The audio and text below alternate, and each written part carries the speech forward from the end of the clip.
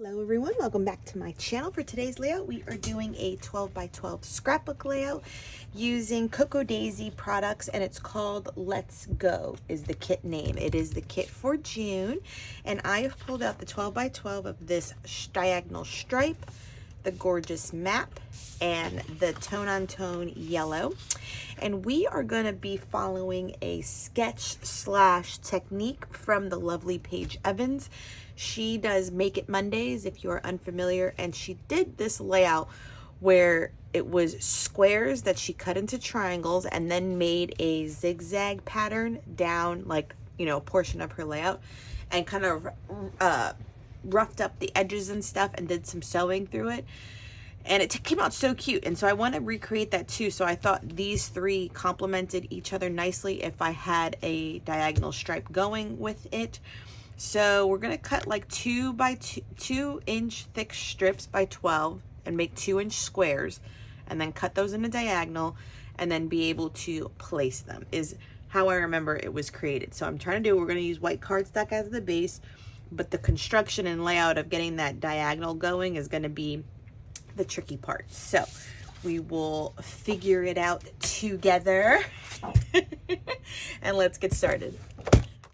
So the first thing I did with my pieces of paper was cut down 2-inch strips and selecting just where I wanted those strips to be from, and I thought that this was all that I needed. Do I go back and make, I think I needed more if I recall correctly. So 2-inch strips, then cut into 2-inch squares, and then you're going to cut those squares into triangles. So corner to corner on one of them, and that will have all of your necessary triangles to make this happen.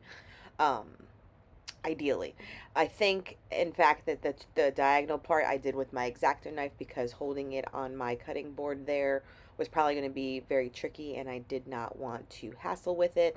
So just take your X-Acto knife and a ruler and hold it strong, and you'll be able to get these, right triangles, I believe is the correct term for them. Yeah, right angle in the corner. And I'll be honest, you'll see me kind of thumb around with the layout. This did not come easily to me. I definitely had to go and scroll over to Paige Evans' page with her Make It Mondays and kind of see once again how they join in order to make the chevron pattern, because for me at least it just wasn't obvious, and I had to take a double take. I'm not gonna lie, like, this did not come easy, so don't feel bad if you're having these triangles on your desk and you're just like, how in the wizard do we create this chevron? Let me see. I don't know. How does she do it? It literally was, and I was just like, no, that's not it either. How am I gonna make it zigzaggy? So yeah, there was me. That was me cutting off and then arranging them and then coming back to show you, because yeah, that's when I went to go see Paige Evans' paper. So labor of love. So I definitely wanted one of the stripes to be each representative of the pattern paper, and actually now that I look at it, it did just take the 2-inch strip. So what a way to showcase pattern papers in a collection, because you can literally just take 2 inches from 3 different pages and recreate this chevron stripe and be able to show multiple patterns that are in a collection, which I think is rather cool. And yeah, like I said, so I had to, I'm so sorry I had to arrange it like off camera, but like I said, I did have to go back and see the lovely Paige Evans version of it. So I'm just using double-sided tape, I believe, on applying it. Wasn't like I used liquid glue or anything. And I was definitely, you can see me kind of like auditioning, because I wanted more of like the blue-greeny portions of the map to be shown. So anything that showed maybe too much pink, I was flipping over or swapping it out, which worked out good, because I do believe it's the yellow paper that is the yellow paper? I think one of them is the back side of it, so it worked out good to just kind of have it be the opposite side. So, this is the auditioning part. You can be as picky or as not picky as you need to be for this section. But like imagine if you had like just 3 patterns that were in a collection, so maybe a floral and exactly that, like a stripe that was in the pattern, and then like a repeating geometric pattern, could make this, you know, page recreate it once again. So it is a nice one to kind of come back to.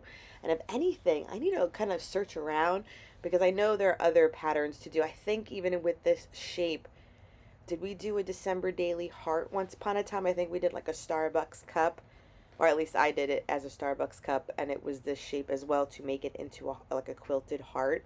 I do believe that is correct. So there are other shapes that you can manipulate these right angle triangles into to create interest for your page.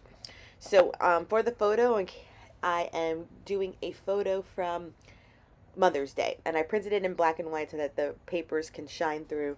And then what I'm realizing too is that the alpha for this collection was on the smaller side, and you know us, when we do our scrapbooking, like we like to have a big bold title.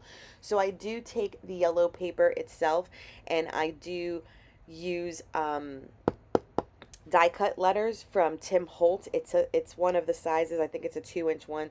It's the Alpha Numeric by Tim Holtz and Sizzix, and I cut out, and you can see the letters right there, I cut out the word good vibes. That way, once again, we are using the same paper collection. It fills up that area quite nicely because I do believe those are 2-inch alphas. I do pop my photo up on Fun Foam, and it's a 4x6. It was taken on Mother's Day, so I was sitting across from my mother-in-law, my mom, and my daughter. It was when we were giving them their presents. Both grandmas got 2 different kinds of Stanleys. My mother-in-law was gonna steal my Stanley. I only have one. I did bite the bullet, but I will say I've had my Stanley for a year. I don't have 16 colors of the Stanley. I just have it in white, and it's literally the cup I fill up and leave in my car and drink whenever I'm in my car, and I literally will probably drink about 2 or 3 of those Stanleys. So my mother-in-law was trying to steal it the other day, so I finally got her one in like a coral. And then my mom plays a lot of tennis, believe it or not, and so I got her the Stanley that has like the little handlebar on top. So it's like the 30-inch tumbler, I think, but just has a handlebar, and I just think it's easier for her to take to tennis courts. So that worked out great, and Valentina just loved going shopping for Stanleys.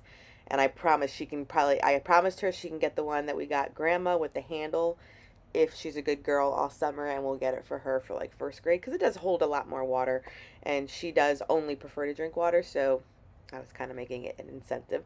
So here I am adding the rest of the chipboards to the layout. You also see me add only at the bottom, so that was the font, the puffy sticker font that comes